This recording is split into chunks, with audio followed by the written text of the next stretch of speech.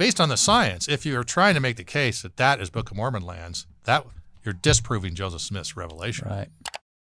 Onodagus, it's possible, it's realistically, archaeologically, that he was known from that area. I'm going to tell you, we're going to dig up one of these mounds and we're going to find something cooler than King Tut's tomb, man. Got the car in the driver's seat. I pick you up, but there's only room for me. So I do have a question. I got a question for you right now.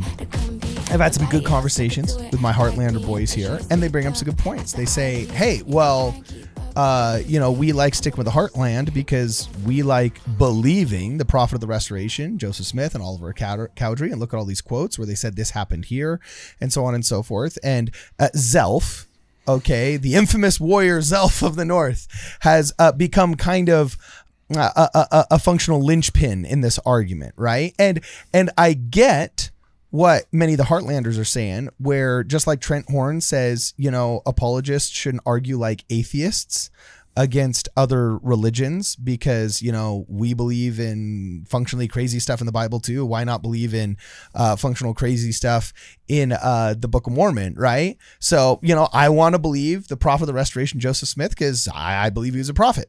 At the same time, I don't believe faith can flourish in a place that is irrational. So you want to come up with rational and naturalistic observations as well that seem to have taken you to the Sorensen Meso-American model, right? Mm-hmm. So I've seen a lot of quotes about Zelph that seem to put a lot of the geographic model of the Book of Mormon possibly in North America. And you take issue with that, but how do you attack the Zelph narrative that seems to be one of those linchpins? Like, what you got against Zelph, bruh? Yeah. No, Zelph is my friend. But Zelph is your homeboy? Well, what you have is on the Zion's Camp March, they found this mound. There was a skeleton on it. It was about 2 feet down. They dug it out, and then Joseph Smith had a vision, which was reported by different people. So I would actually take that at face value. Not everything Joseph came up with, right? He had opinions. He did different things, but it seems to meet all the requirements for a revelation or a vision, right? Because it was recounted slightly differently by some people, but there was basically this prophet Onodagus. Zelph was a great warrior who was killed in battle under the prophet Onodagus, who Don Bradley has used for his Twitter handle. Which I know Don has reigned from the Atlantic Sea to the Rocky Mountains, but he's not Onodagus. Yes. So Onodagus was known from the east, from the Atlantic to the Rocky Mountains. That's what the vision said. Rock on. And then it was killed in battle. Now, there were some recounts later that some people recounted later added, initially just said a battle of the Lamanites, and somebody says, it's a battle of Lamanites and Nephites, and somebody kind of supposed that was the final battle or something. Mm-hmm. But that was not really in the original recounting. There's actually an article done by this Godfrey guy who kind of puts it all in a big matrix and shows what was said. Okay, so I'm saying, okay, that's a vision, right? So then I go, okay, I'm going to look at the archaeology. We know the mound. It's Naples Mound 8 from Pike County. There's been archaeology done on it, digging, and the archaeologists determined that they buried them in sequence, and the uppermost body, not Zelph's because part of his bones were taken away or whatever, but the uppermost body in the mound was dated to like an average of somewhere around 89 AD, with as late as like 140, and it's part of the Hopewell culture.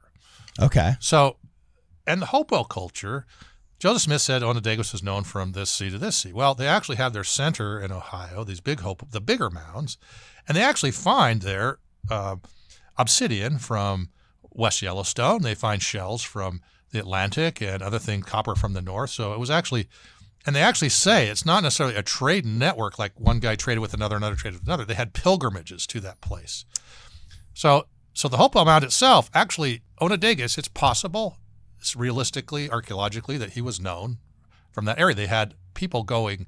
There was enough, people traveling and that he could have been known. So Zelph's not real, but Onodagus is. Well, Zelph is a warrior underneath him, right? And so that's okay. I don't necessarily have evidence of Zelph. He was called a white Lamanite. And with this discussion of layman, we know that's just talking about an unbeliever, so that could be anywhere, right? That he was is maybe later. Okay. We don't have Onodagus mentioned in the Book of Mormon. You'd think if it was in Book of Mormon land. And that's the issue is, okay, it matches the Hopewell. It matches Joseph Smith seems to have had a vision that matches the culture at the time. But the problem is, the Book of Mormon at that time, what was going on? There were no ites. There were no battles. It was during the peace and prosperity of the 400 years after right. Jesus So the Christ. radiometric dating tells us when it happened, and so it actually disproves that those were Book of Mormon lands. So you think it was a fair revelation that maybe this was the land of this people, of this tribal chief, shall you say, for lack of a better term, but that it doesn't correlate with Book of Mormon tribes or people. It just happens to be a revelation of the people there. Yeah, meaning Lamanite. You had, again, if you have the term Lamanite, meaning anybody that doesn't believe, for him to call him a white Lam, whatever he calls him, it was not part of it wasn't part of the Christian group. It was just, and I think that term is used even now. This is Lamanite. Well, there was no lineage. It's just an unbeliever. So they could have come across the Bering Straits. It doesn't matter. They just called them all unbelievers, right? So in the same way that modern archaeologists might call something pagan. Yeah. Yes, they oftentimes say, if you look at the Celtic pagan tribes. Well, it's the Jews and Gentiles. Or you look at yes, okay. Everybody wasn't a Jew as a Gentile, right? So what I'm telling you is based on the science, if you're trying to make the case that is Book of Mormon lands, that you're disproving Joseph Smith's revelation. Right. The only way it actually makes sense, that actually can be true with the science that we know, is that it wasn't Book of Mormon lands. It does describe the Hopewell and all that. So that's the Zelph. So does that make sense? So Joseph Smith never said that. So you're simply just saying, if you take a broader application of the term Lamanite to mean basically pagan or non-believer, that you can say, yes, Joseph had a revelation, and yes, he told the story of who was buried here, and yes, I believe that's true, but it doesn't mean that it corresponds with any particular tribe or story in the Book of Mormon.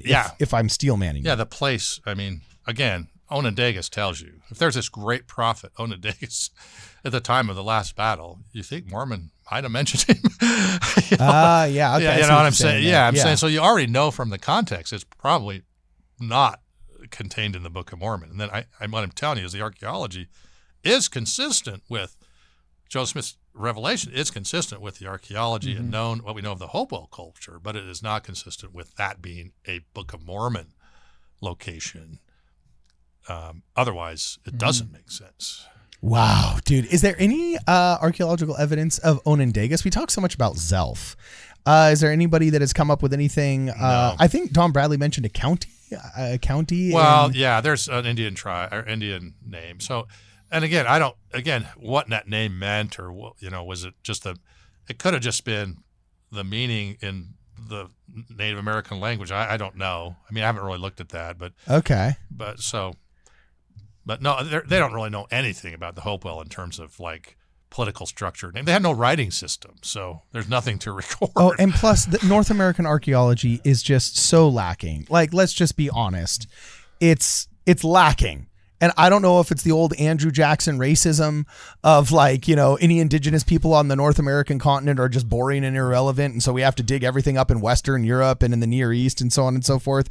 I don't know if that's just some kind of weird political or social heritage, or if it's just plain old the Smithsonian is really hiding all of the truth and it's a massive conspiracy. Well, I don't know. I suspect there's actually three models in Meso-America. There's the Grijalva River model, Sorensen, the Ucima-Cinta River model, and then there's the tour guide model. Yeah. Oh, God. They just take you wherever there's something big that people will like. Oh, that's a Lamanite. That's a Nephite. Whatever makes it. And so partly it's just, and archaeology only gets funded, right? And if it's some spectacular thing, they don't go dig up latrines of the Maya very much. They're actually of the temples. And so I'm just saying, so North American archaeology is kind of like you said, it's a little bit boring. Okay, there's just kind of this mound. Okay, I don't know. Go to Chaco Canyon. Well, that's cool. You go and but I'm just saying. But like the Hopewell, there's been some work, but and they have some artifacts. I don't know, that are these cool. mounds. I'm going to tell you, we're going to dig up one of these mounds and we're going to find something cooler than King Tut's tomb, man. But even Chaco Canyon, they dug on a couple times, but it's not this ongoing archaeological No, project it's true. for the most part. So I'm just saying whereas the Maya, it's like they get tourism. And so, man, they're always they get money to restore all the Tikal because you can fund it with the tourist money. Does that make sense? Yes. So Yes. archaeology, to some extent, is not that they're not trying to do it. It's just they don't have money to do it because who cares about it, you know? Yeah. And Well, we got to especially change that. And actually, I got to tell you, I do give credit to I told this to one of my friends. I do give credit to the Heartlanders for reviving interest in North American archaeology. And of course, I think you have to ethically approach archaeology from an absolute fact-finding mission standpoint, not a narrative establishing mission standpoint. But I think there's nobody more ethical in that approach than members of the church. And if the Heartlanders only do one thing, because again, I don't know enough about the Heartland versus the Meso-American model to make a decision yet, for heaven's sakes. But if they do nothing more than inspire more widespread archaeology into places like Serpent Mound, into the Mississippi mounds, the Ohio mounds, the ones that are strewn all over Louisiana. Have you seen these mounds in Louisiana that nobody can explain, but literally took like 40 years to construct? Like multiple generations of people from the time they were born to the time they died, actually building this thing over almost hundreds of years of time. It's absolutely amazing. Yet we all still want to go to England to take pictures of Stonehenge, you know? Yeah. So I give credit to the Heartlanders for reviving that enthusiasm for North American archaeology. And I'm sorry you've turned socialist and reject the Reagan model of the Ronald Reagan model of the Book of Mormon. No, I'm totally just kidding. But I have to lay off these guys. Some of them become my friends now, you know. But anyway, well, yeah. I don't know. Reagan got shot, didn't he? Oh, savage! He survived though, just like Theodore Roosevelt. Theodore Roosevelt, you know. I like Reagan. They only pinked me. He said they only pinked me. That guy, he was BA. He was tough. So anyway, a modern Onondagas of his day, dare I say. We need to actually normalize that term, Onondagas. So anyway, let us know what you guys think below. Let us know what you guys think about Onondagas, Zelph, about the Heartland approach to this, about the Meso-American Onondagas was cool but not a Book of Mormon guy approach that our boy Jerry Grover suggests. And no matter what, buy his book. The latest one is super cool, or you can download it for free. It is literally just called Calendars and Chronology of the Book of Mormon. We covered this and more in all of it. And for this and more cool stuff that we talk about, please check us out at wardradio.com. How about the car in the driver's seat? I pick you up, but there's only room for me. The only lane that I see is money green, but I pass you, don't even try.